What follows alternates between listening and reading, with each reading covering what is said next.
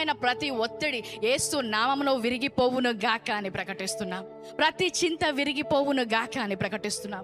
అందరము కళ్ళు మూసుకొని రొట్టె చేతిలో పట్టుకున్నప్పుడు, ఆ రొట్టె విడిచినప్పుడు ప్రతి చింత విరిగిపోవడం మీరు చూడాలి.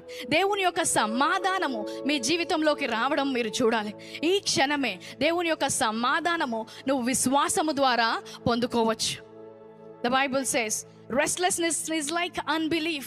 నువ్వు ఈరోజు సమాధానంలో నడవకపోతే అనుమానంలో నడిచినట్టు. మలలో చేయవేసిన ప్రతి వ్యక్తి విశ్వాసముతో చేయి వేయాలని వాక్యంలో ఉంటుంది. ఈరోజు విశ్వాసంతో చేయి వేసిన వారు సమాధానంతో చేయి వేస్తున్నారు. ప్రభువా, నీకు స్తోత్రాలు, వందనాలు చెల్లిస్తున్నాం. నీ యొక్క త్యాగం బట్టి వందనాలు ప్రభువా. ఈరోజు మా యొక్క ప్రతి అవసరత గురించి నాయన, నా శారీరక మానసిక స్వస్థత గురించి మీరు ఆలోచించి సిలువలో మరణించిన విధానం బట్టి వందనాలు చెల్లిస్తున్నాం.